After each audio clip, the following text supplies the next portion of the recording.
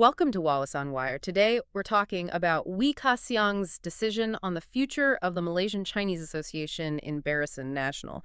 For anyone keeping an eye on the current unity government, this feels pretty significant. We're looking at that big announcement from the Malaysian Chinese Association president, Datuk Seri Ka Siong, about where his party stands with the Barisan Nasional coalition. And this isn't just, internal party stuff. It really could affect the stability, the whole shape of the government, couldn't it?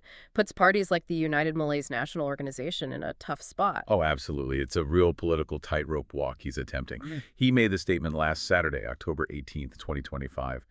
And the core message, the Malaysian Chinese Association is sticking with the Barisan Nasional framework.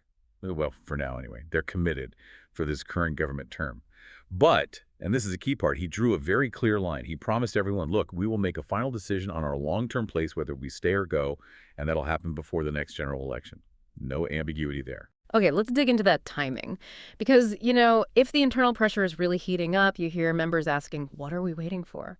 Why not just rip the Band-Aid off now? Ka Siong mentions fulfilling a mandate. Is that genuinely about responsibility, or is it more maybe strategic? Trying to avoid chaos right now? I think it's probably a bit of both, but the official line is definitely framed as responsibility. You see, Ka Siong's argument links directly back to how the unity government was formed after the 15th general election. He emphasized that the Malaysian Chinese Association, under the Barisan Nasional banner, supported the whole process. They agreed to the king's decision appointing Datuk Seri Anwar Ibrahim as prime minister. So in their view, that commitment wasn't just temporary, it was for this whole term. Pulling out now, that would look like breaking faith, maybe even undermining the king's decree and actively destabilizing the government. That carries a huge political risk. So for now, this gives them a sort of moral high ground. That makes sense as a public justification, a respectable political argument. But, as you said, we know things are simmering internally. Ka Siong himself admitted there's serious grassroots discontent. You mentioned unfair treatment. What does that actually look like? Is it just hurt feelings, or are there real, tangible issues driving this anger? Oh, it's definitely tangible. That's where the real frustration seems to be coming from. The president conceded he's hearing a lot of different voices, as he put it, from the members on the ground. The main complaint seems to be about not getting enough political reward, feeling, well, marginalized within the current coalition setup. When they say unfair treatment, they often mean feeling overlooked for political appointments. And crucially, there's this existential fear about getting shut out when it comes to nominating candidates for seats in the future. So it's not just about feeling included, it's about basic political survival, really. Seeing their potential role just shrink. Exactly. And that frustration got so intense that he actually quoted what state members were saying, which really hits home how serious it is. If we don't even get a chance to contest, what are we waiting for? I mean, that's not just asking a question, is it? It's a practical worry.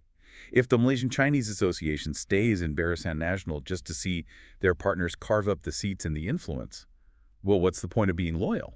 That quote sounds less like a question and more like a warning signal from within, that they're getting ready to jump. But Ka Siong was also quick to say, hold on, the leadership decides. What was his message back to those frustrated members? He was very firm on that. He basically said individual frustrations, however valid, can't dictate the party's overall direction. He stressed that a major decision, like potentially leaving Barisan Nasional, has to be made formally, collectively, by the central leadership. It seems like a move to manage those internal expectations, to stop state or division leaders from acting rashly and fracturing the party before they can agree on a unified strategy. He needs to control that anger, not let it just spill over. Okay, so he's trying to keep a lid on the internal pressure cooker, but then you have this very formal, very public ultimatum coming from the Penang State chapter. We have to talk about that resolution from the Malaysian Chinese Association Penang State 2025 Annual Convention. That wasn't just noise, was it? It felt like a strategic move to force the central leadership's hand. Yeah, that resolution is probably the most critical piece of this whole puzzle right now, because it effectively removes the wiggle room for the central leadership. It sets a very specific, non-negotiable condition for an immediate exit. The resolution demands that if, and this is the key trigger, if the United Malays National Organization decides to cooperate electorally with the Democratic Action Party for the next general election, well, then the Malaysian Chinese Association and central leadership must immediately define its own political position. Okay, let's be clear. What does defining its own political position mean in practice, according to that resolution? What action would they have to take? It means only one thing according to that text. The Malaysian Chinese Association would have to instantly leave Barisan Nasional and then contest the next general election completely on their own, running as a, quote, solo flight. There's no room for negotiation, no delay if that specific trigger, the UMNO-DATP Pact, is pulled. Wow. So cooperation between the United Malays National Organization and the Democratic Action Party, two huge parties, really the pillars of the current government, that specific alliance is the absolute red line for a state chapter. Why? Why is that pairing the thing that demands such a drastic, immediate break? Well, you really have to look at the history between the Malaysian Chinese Association and the Democratic Action Party. For decades, they've been intense rivals, right? Competing head-to-head to represent the Chinese community in Malaysia. And let's be honest, the Democratic Action Party has been much more successful at that in recent elections. So the idea that their main coalition partner, the United Malays National Organization, might form a binding electoral pact with their biggest historical rival. Well, for many in the Malaysian Chinese Association, that basically confirms their fears of becoming irrelevant within Barisan Nasional. It sounds like an identity crisis then. The Penang resolution is essentially saying, if the coalition we depend on partners up with the very party we've spent years fighting against, then what's our purpose inside Barisan Nasional anymore? It's almost an act of political self-preservation. It really is. It seems to prioritize preserving their identity over just sticking with the coalition strategy. If the United Malays National Organization does align formally with the Democratic Action Party for an election, the stakes for the Malaysian Chinese Association could, theoretically, shrink dramatically. They'd lose what little leverage they might still have. So by drawing this hard line, the Penang chapter is trying to ensure the party doesn't just get, well, traded away for the sake of keeping the broader Barisan National Coalition together. Despite all this intense pressure and this very formal resolution from Penang, Ka Siong is still sticking to his timeline. He insists the party will make a clear call contest or not, stay or go, but only before the next election. What strikes you about the political thinking behind waiting until potentially the 11th hour? It seems like a pretty sophisticated political gamble, really, designed to maximize their leverage. By committing to see out the current 15th GE mandate, he sidesteps criticism now. He avoids being labeled a spoiler or a source of instability today. But by setting that firm deadline just before the next GE, he does two critical things.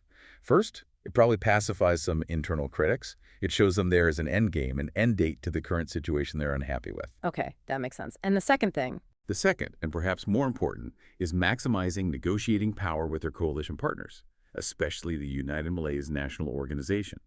He forces UMNO to constantly factor in the possibility of a Barisan Nasional without the Malaysian Chinese Association when they're planning their own election strategy, particularly when considering any potential deals with the Democratic Action Party. If the Malaysian Chinese Association walks, the United Malays National Organization loses its only long-standing Chinese component party. That could seriously affect BN's image as a multiracial coalition, and practically, it could split votes and seats they might otherwise need to win. So Ka Siong is basically holding on to this threat, keeping his options open right up until the campaign really kicks off. So the strategy boils down to stay part of the government now, maintain that stability, but keep the power to potentially blow up the alliance later. That uncertainty definitely raises the stakes for everyone trying to plan for the next election, doesn't it? This whole situation, it's not just about the Malaysian Chinese Association's future.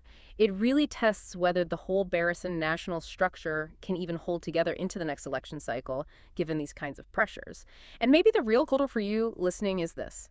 If the Malaysian Chinese Association leadership does eventually choose what they see as political identity and self-preservation, if they go for that risky solo flight, will their grassroots actually reward that perceived bravery?